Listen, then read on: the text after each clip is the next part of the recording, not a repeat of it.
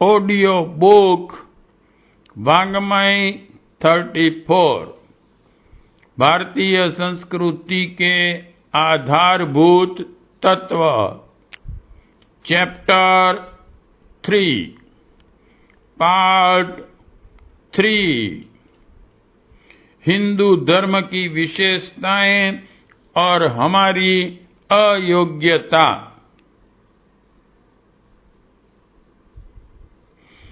किसी धर्म के जीवित या निर्जीव होने का, किसी धर्म की गुरुता या लघुता का पता उस धर्म पर चलने वालों के जीवन से चलता है। अगर इस कसौटी पर आज हिंदू धर्म को कसा जाए तो स्पष्ट रूप से जान पड़ेगा कि आज हमारे धर्म का कैसा घोर पतन हुआ है।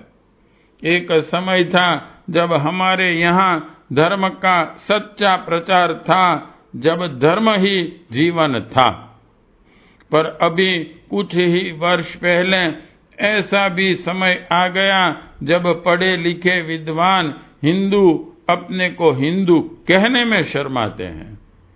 विदेशी लोग हिंदू धर्म को जंगली असभ्य लोगों का प्रारंभिक धर्म बतलाते हैं। भगवान की असीम दया से वह समय बदल गया और अब विदेशियों का भाव हमारे धर्म के संबंध में बिल्कुल दूसरा हो गया है। आज सारे संसार में इस धर्म की महत्ता, गंभीरता और सत्यता की चर्चा है। वे ही विदेशी जो एक समय इसकी इतनी निंदा करते थे, आज इसकी और श्रद्धा और भक्ति की दृष्टि से देखते हैं और भारतवर्ष को तीर्थ स्थान समझते हैं। पर हम हिंदुओं ने क्या किया? ध्यान से देखा जाए तो हम जहां थे वहीं पड़े हैं। समय का प्रवाह सारी मनुष्य जाति को आगे की ओर बढ़ाए लिए चला जा रहा है, पर हिंदू जाति अभी तक अजगर की तरह निष्क्रिय और बेखबर पड़ी है। हमारे जीवन में धर्म के वास्तविक तत्वों का उपयोग नहीं हो रहा है। हम आंख बंद किए बिना सोचे समझे केवल लकीर के फकीर बने हुए हैं। धर्म को हमने बच्चों का खेल बना रखा है। सोचने की बात है कि हमारे धर्म का बड़प्पन किस बात में है? क्या कारण है कि जिसे दूसरे देश और दूसरे धर्म वाले पहले घृणा और अवहेलना की दृष्टि से देखते थे, वे ही पीछे उसे श्रद्धा के भाव से देखने लगे हैं? इसका खास कारण यही है कि जीवन संबंधी प्राकृतिक स्वाभाविक नियमों का जितना खजाना हिंदू धर्म की पुस्तकों में आज भी विद्यमान है, उतना अन्य धर्म की प्राचीन और प्रचलित पुस्तकों में नहीं पाया जाता। इसका यह मतलब नहीं कि अन्य धर्म की पुस्तकों में सत्य अथवा ईश्वरोपासना का मार्ग नहीं है। प्रत्येक धर्म अपनी अपनी जगह पर ठीक है, प्रत्येक में सत्य है, पर हिंदू धर्म में जीवन संबंधी प्राकृतिक नियमों का वर्णन विशेष अंश में और बहुत अधिक विस्तार से किया गया है। हम प्रायः ऐसी बातें सुनकर फूल जाया करते हैं और समझने लगते हैं कि हमसे बढ़कर कौन है, क्योंकि हमारा धर्म तो सबसे बढ़कर है। यह हमारी भूल है। धर्म की एक दूसरे के साथ तुलना करके एक को बड़ा और दूसरे को छोटा बतलाना समझ की गलती है। वास्तव में सभी धर्म अपनी अपनी जगह और अपनी परिस्थितियों में सही है। इसलिए फूलने या घमंड करने की कोई बात नहीं है। वास्तव में धर्म तो हमारा वही है जिसको हम जीवन में बरते हों। जो सिद्धांत या जो आदर्श केवल किताबों में लिखे हैं और जिनका हमारे जीवन से कोई संबंध नहीं, उन पर गर्व करना व्यर्थ है। एक बात और देखने को यही भी है कि प्रत्येक प्राकृतिक नियम शक्ति का एक एक अस्त्र है। यह एक साधारण कहावत है कि ज्ञान शक्ति है। तो क्या हिंदू धर्म के महान प्राकृतिक नियमों के कारण हमारी शक्ति उसी परिमाण में बढ़ी हुई है? नहीं। हमारी तरह शक्तिहीन अथवा निःसत्व गति संसार में कदाचित ही दूसरी होगी। इसका प्रधान कारण यही है कि हमने धर्म को अर्थात प्राकृतिक नियमों को जीवन में अलग हटा रखा है। सत्य, ब्रह्मचर्य, त्याग, परोपकार आदि की महिमा तो हम बराबर सुनते और कहते रहते हैं, पर इनका प्रयोग अपने जीवन में कितने आदमी कितने परिमाण में करते हैं, यह हमसे छिपा नहीं है। फिर भी परंपरा से ये नियम हमारे रक्त में समा गए हैं, अंग अंग में प्रवेश कर गए हैं। किसी साधारण अनपढ़ आदमी के पास चले जाइए, वह भी ईश्वर, पुनर्जन्म, कर्म इत्यादि महान सत्यों की चर्चा साधारण बोलचाल में नित्य करता पाया जाएगा।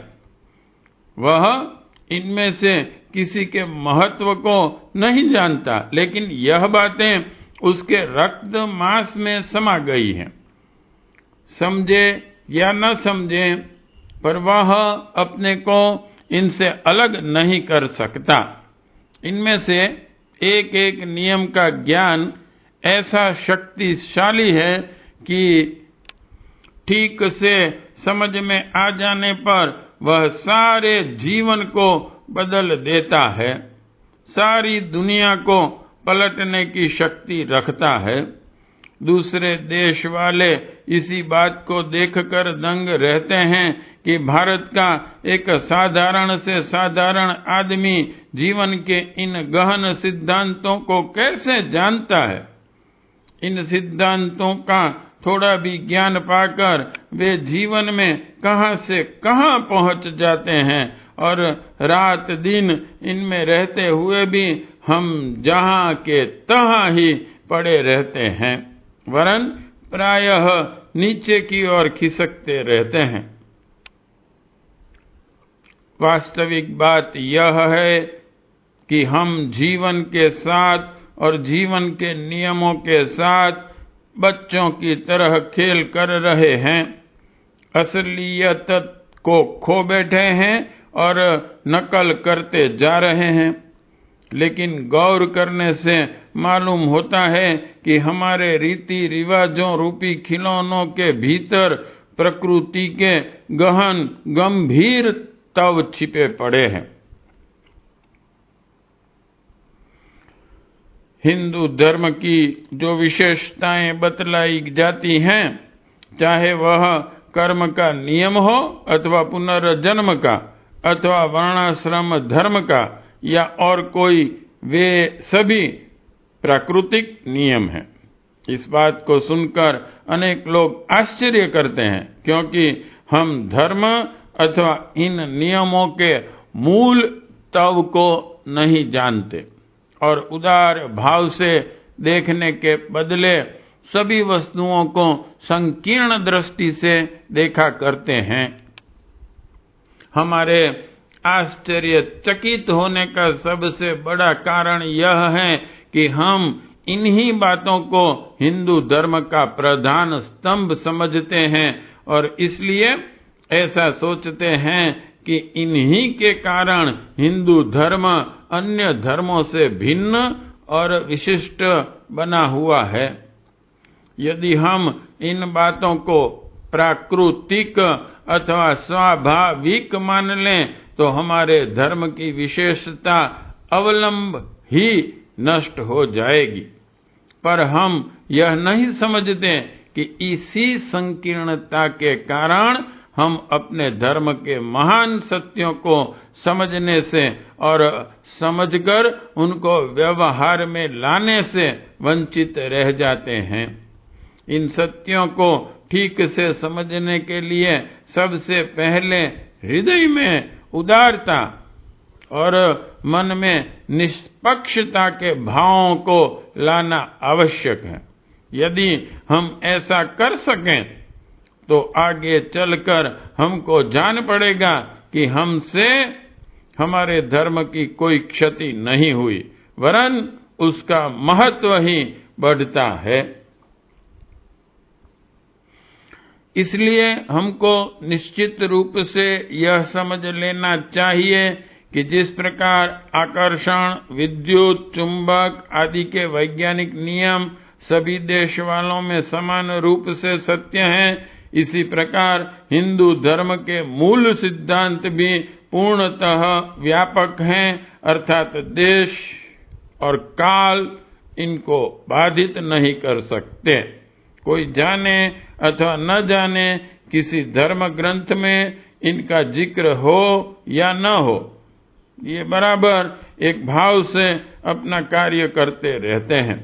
जिस प्रकार भिन्न भिन्न देशों में जिस प्राकृतिक नियम विशेष का वैज्ञानिक आविष्कार आगे पीछे होता रहता है, इसी प्रकार इन सत्य सनातन नियमों का जिक्र कहीं आगे आता है, कहीं पीछे आता है।